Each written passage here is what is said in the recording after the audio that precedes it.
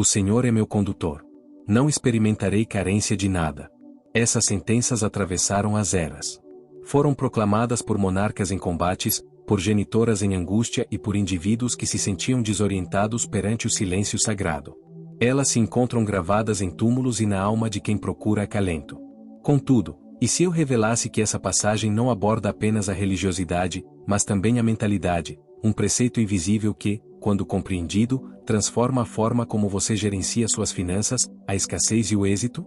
Napoleon Hill, autor do célebre livro Pense e Enriqueça, dedicou décadas para examinar a mentalidade das personalidades mais abastadas do planeta. Após entrevistar mais de 500 magnatas, ele constatou algo notável.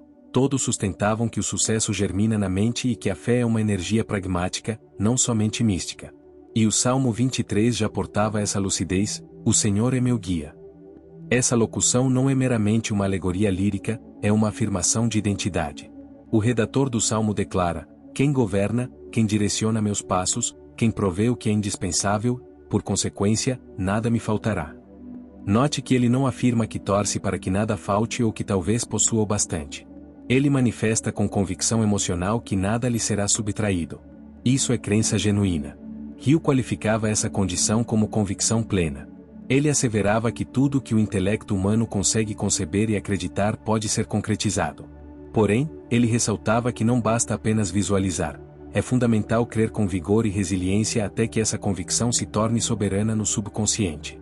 Agora reflita: quantas vezes você declamou o Salmo 23 sem verdadeiramente confiar que nada lhe escassearia? Muitas pessoas reproduzem termos potentes, mas coexistem com a penúria. Demonstram fé no domingo, mas insegurança na segunda. Idealizam o extraordinário, mas operam de modo restrito. E o que Hill desvendou, e que a Escritura já instruía, é que a mente necessita estar persuadida antes que a realidade se materialize. Esse é o fundamento primordial da mutação: acreditar como uma potência criativa. Hill sustentava que a fé é o antídoto único para o insucesso, pois transmuta a incerteza em iniciativa, o pavor em ocupação, a escassez em fartura. E o texto sagrado ratifica isso em cada fragmento do Salmo 23, o Senhor é meu guia, não sentirei falta de nada. Essa sentença, em sua raiz, é uma proclamação de sintonia entre intelecto e espírito. É como se enunciasse: visto que reconheço quem me orienta, não sou mais conduzido pelo receio. E essa convicção silenciosa detém um poder gerador. É ela que reconfigura seu subconsciente, altera sua sintonia e te retira da lógica de sobrevivência para te situar na trilha da genuína plenitude. Contudo, por que tantos indivíduos permanecem acorrentados à carência? Porque existe um abismo entre meramente recitar um verso e verdadeiramente encarná-lo. Muitos almejam mudança sem atravessar uma real metamorfose. Desejam atingir a prosperidade sem modificar seus paradigmas mentais. Querem colheita sem calibrar suas convicções. Napoleon Hill possuía essa percepção. Por tal motivo, ele acentuava a relevância da autossugestão, a reiteração emocional de fatos e verdades que, com o tempo, esculpem uma nova essência interna. E o texto bíblico já mencionava: a fé se consolida através da audição constante da palavra, repetição, profundidade e integração. Se você desperta diariamente murmurando que tudo é penoso, que o capital é insuficiente, que a existência não colabora, então está alimentando uma fé que gera privação. Todavia, quando você assevera com segurança: nada me faltará, mesmo que externamente tudo pareça escasso, você envia um decreto profundo à sua psique: eu confio, eu persisto, eu evoluo. E é nesse instante que o intangível começa a operar. Talvez você esteja experimentando agora justamente o reverso disso. Pode ser que os débitos estejam acumulados, sua mente esteja saturada e sua fé abalada. Mas se você prosseguir afirmando: nada me faltará, todos os dias, mesmo com o rosto banhado em lágrimas, algo em seu íntimo começa a resistir ao declínio. Esse é o segredo que Hill desvendou: o triunfo é destinado a quem caminha, mesmo sob incertezas. A fé que verdadeiramente mobiliza é a fé que não desiste. E isso transparece no Salmo 23, verso após verso. O Senhor é o meu guia, uma decisão sobre quem me conduz. Nada me faltará, a convicção sobre o que eu possuo. Essa ordem altera tudo. Enquanto a sociedade corre em uma busca frenética por mais capital, mais prestígio e mais soluções, o salmista nos recorda de algo superior: a paz de quem já se percebe amparado. E ser amparado não denota inércia, denota confiança. É o alicerce que permite agir com intrepidez. É como se o verso dissesse: você pode se empenhar, pois o temor da carência não te escraviza mais. Você pode alimentar grandes sonhos, pois conhece quem estrutura seus passos. Pode investir em si mesmo, pois o manancial jamais seca. Essa fé não é contemplativa, é repleta de ação. É a mesma que encorajou monarcas, profetas, inventores e visionários. É a fé que converte sílabas em crenças e crenças em fatos concretos.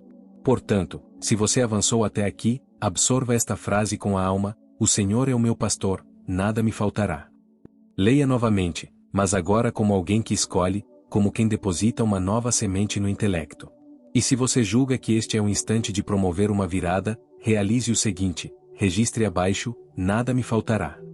Esse gesto é mais que um simples comentário. É o início de um novo entendimento entre você e o seu destino. Pois, como ensinava Napoleão Hill, tudo principia com uma resolução. E, como aponta o Salmo, nada me faltará. Ele me permite repousar em pastagens verdejantes, conduz-me suavemente a águas serenas. Se o início do Salmo 23 nos demonstra que a fé é o fundamento da abundância, a sequência revela algo ainda mais denso: a verdadeira fortuna principia com o repouso do espírito.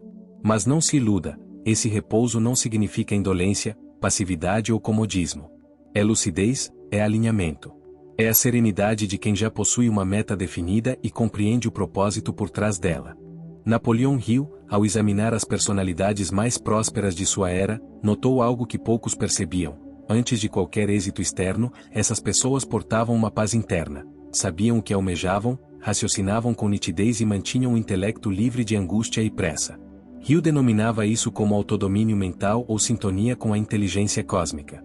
Uma mente ruidosa não consegue enxergar com clareza, uma alma atribulada não detecta oportunidades.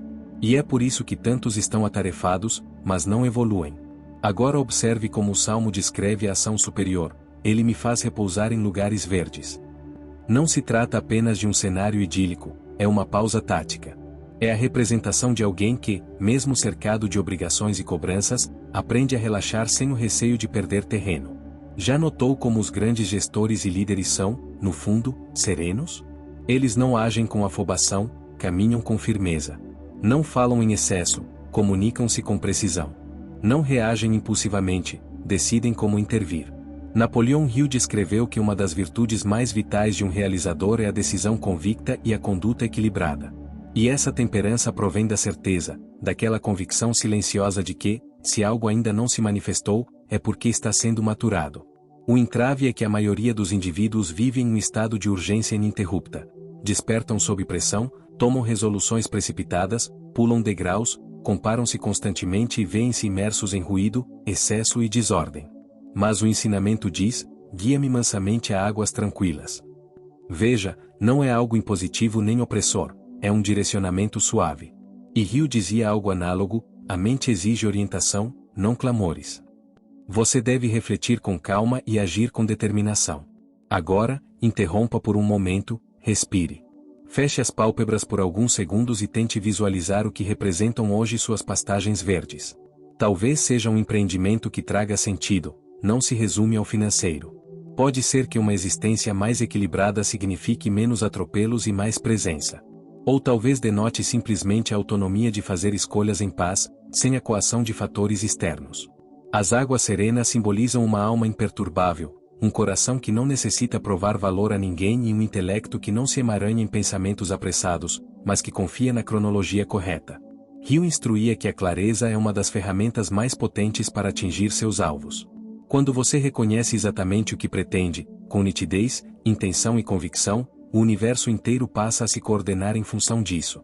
Entretanto, quando a mente está dispersa, confusa e saturada de interferências, tudo se torna mais moroso e desgastante. A serenidade é o duto por onde as ideias transitam, a tranquilidade é o terreno onde brotam as soluções.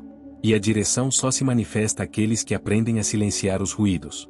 Por isso grandes mestres buscavam o isolamento para reflexão, por isso os visionários de hoje praticam a visualização e o silêncio matinal, afastando-se das distrações. Eles compreenderam: quem não silencia para escutar acaba correndo sem destino. Você tem se permitido repousar em seus campos verdes? Tem confiado bastante para ser conduzido sem ansiedade? Tem vivido de forma acelerada ou com um propósito? Essa é a fronteira entre uma vida reativa e uma vida com rumo. Talvez, sem notar, você esteja há anos tentando resolver tudo solitariamente e se sinta exaurido. Ou talvez esteja diante de escolhas cruciais, mas sua mente está tão agitada que você não sabe por onde principiar. Se isso ecoa em você, atente ao que o verso propõe, repouse na confiança. Permita-se ser orientado novamente. Silencie o que é supérfluo. Hill asseverava que a fé sem rumo é energia desperdiçada, mas a fé com lucidez se converte em ação poderosa. Aqui está um ponto vital. Você não precisa aguardar ter tempo livre para começar a sentir essa paz. Pode iniciar agora mesmo, fechando os olhos por 2 minutos, inspirando profundamente e declarando: guia-me às águas serenas, mostra-me a trilha. Converta isso em um costume. Escreva, proclame, visualize. E se essas sentenças tocaram sua essência, registre aqui: eu opto pela tranquilidade para poder avançar. Pois o real progresso em meio ao tumulto provém da consciência e também da crença. Nos trechos seguintes, o verso mostrará como atravessar o vale da sombra da morte, ainda assim, não sucumbir ao medo. Mas antes disso, aprenda a confiar na sincronia superior. É o espaço onde a sabedoria floresce. A calma é o alicerce onde se edifica o próximo patamar. Tudo se inicia quando você resolve parar de correr e aprende novamente a ser direcionado. Ainda que eu caminhe pelo vale da sombra da morte, não temerei mal algum, pois tu estás comigo.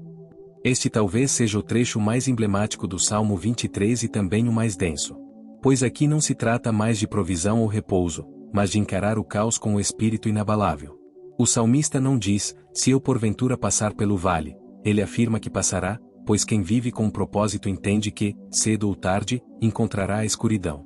O vale não é opcional, ele integra a jornada. Napoleão Hill estava ciente disso.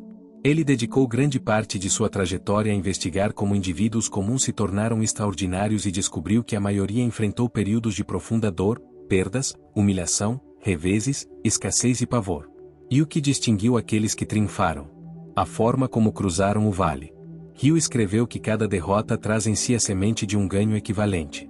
O medo é o maior sabotador de sonhos na história. A persistência é um empenho ininterrupto nutrido pela fé. Note como isso espelha a mensagem do Salmo: você não precisa evadir-se do vale, deve confiar em quem caminha ao seu lado. O salmista não alegou que o perigo inexistia, ele asseverou que não temia o mal, pois o medo paralisa, distorce a percepção e aniquila a iniciativa. Hill dedicou uma seção inteira de sua obra aos 6 medos fundamentais que barram o sucesso: medo da pobreza, da crítica, da enfermidade, de perder o afeto, do envelhecimento e da morte. Ele esclareceu que todos esses receios germinam no subconsciente, alimentados por vivências passadas e condicionamentos sociais. O salmista, por outro lado, executa o movimento inverso, reprograma a mente pela fé. Ele diz que, mesmo no vale, não haverá temor. Essa resolução de não temer é uma escolha. Não se trata da extinção do medo, mas de exercer liderança sobre ele. É o mesmo tipo de resolução que impulsionou inventores a persistirem após milhares de falhas, ou empreendedores a continuarem após sucessivas rejeições. Todos enfrentaram tribulações, mas preservaram a esperança e a intrepidez. Hill dizia: a crença é o único antídoto contra o medo, onde habita a fé genuína, o temor não encontra morada. O Salmo 23 torna isso explícito: porque tu estás comigo. É a percepção da presença superior que robustece a coragem. Quantas vezes você hesitou em agir por receio?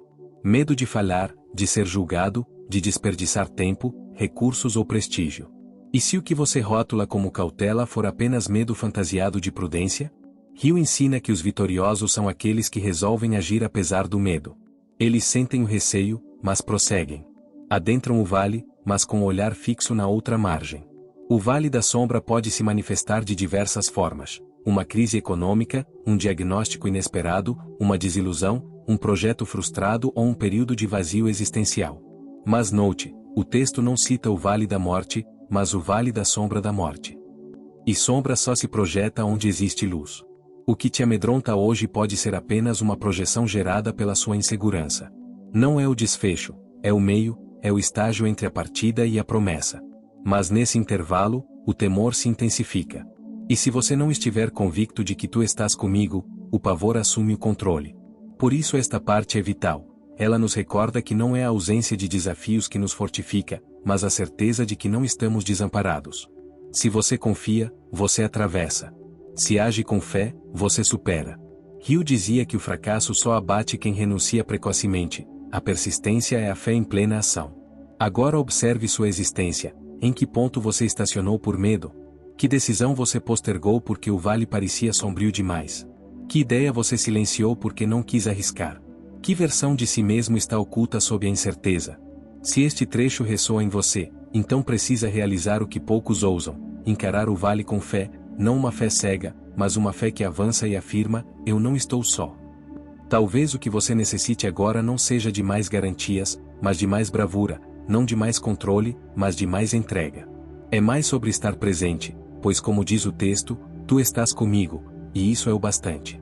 Se essa parte tocou sua essência, registre, mesmo nas adversidades, sigo avançando. Essa é a proclamação que consolida a fé, transmuta o medo em potência e abre caminho para o que está por vir. Pois o trajeto pode ser árduo, mas a promessa é inabalável. Com certeza a bondade e a compaixão me acompanharão todos os dias da minha vida, e eu habitarei na casa do Senhor por longos dias. Após o tempo de obscuridade, após a jornada, após a fé ser provada, surge o momento da estabilidade. Este verso é uma ratificação, um lembrete de que, para os que não desistem, a gratificação é certa e que a real prosperidade não é apenas o que você obtém, mas o que permanece em você. Napoleão Hill afirmava que o êxito não é um evento isolado ou um auge efêmero. É uma construção consciente de princípios que geram resultados perenes e que ecoam além da própria vida. Por isso, ele enfatizava tanto o propósito definido, viver por um motivo superior ao mero lucro, pois a prosperidade advinda do ego se dissipa, mas a que brota da missão permanece. Veja o que o Salmo aponta, a bondade e a compaixão me seguirão. Não é algo externo, é algo que emana do interior e contagia o entorno. É um modo de existir que, vivido com fé, deixa rastros de cura, impacto e mudança. É o legado de quem compreendeu o ciclo, fé que assegura que nada faltará, confiança que repousa em águas serenas, coragem que atravessa o vale, e agora o fruto, bondade que acompanha, compaixão que sustenta, presença que perdura. Hill instruía que a verdadeira fortuna não é o montante que você acumula, mas o valor que você deixa ao partir. E o ensinamento bíblico corrobora, habitarei na casa do Senhor por muitos dias. Essa casa não é meramente um espaço físico, é um estado de espírito. É a paz de quem vive alinhado a preceitos eternos. É a solidez de quem não oscila conforme o mercado ou opiniões alheias, mas se orienta por valores imutáveis. Já notou que as figuras mais reverenciadas na história não eram necessariamente as mais ricas, mas as que mantiveram uma presença constante, que preservaram a dignidade e construíram algo significativo, que pensaram além do patrimônio e deixaram a inspiração como herança. Hill dizia que a riqueza mais preciosa é a que você cultiva internamente e partilha. O capital é uma decorrência do valor que você semeia. O legado é o reflexo de um intelecto que não se apressou, mas se empenhou em uma missão. E é exatamente isso que o salmista transmite: quem caminha com propósito vive em abundância, e quem possui abundância torna-se naturalmente um canal de benevolência. Note que o verso não diz que a bondade aparece esporadicamente, diz que me seguirão todos os dias. Isso sinaliza constância e alinhamento. E é aqui que a jornada se integra. Você principia afirmando que nada faltará e conclui dizendo que a bondade estará ao seu lado sempre. Porque uma mente que crê, cria, uma alma que confia, supera, e um coração que permanece, floresce. É por isso que Hill não discorria apenas sobre finanças, ele abordava caráter, visão, resiliência e sabedoria. Ele afirmava que um realizador autêntico não é avaliado pelos bens que retém, mas pelo impacto que provoca e pelas portas que abre. O Salmo 23 nos convoca a isso: não ser apenas um sobrevivente, mas um arquiteto de caminhos. Você não foi concebido para viver apenas para si, foi feito para projetar um legado de bondade e presença. O segredo reside na determinação de viver com o intelecto focado em princípios. Hoje você pode escolher entre mais um dia de busca frenética ou pela convicção de que o que te acompanha é superior ao que você persegue: bondade, paz e propósito. Este é o real tesouro. E ele está acessível a quem decide viver orientado, não disperso, alinhado, não apressado, convicto, não ansioso. Se esta conclusão tocou você, registre: meu legado será mais relevante que minha ambição. Essa frase não é um ponto final, mas um novo despertar. Pois quem assimila o Salmo 23 vive sob a lógica da abundância e com o foco naquilo que é perene. E, como ensinou Hill, O sucesso duradouro pertence aos que semeiam ideias que transformam a realidade.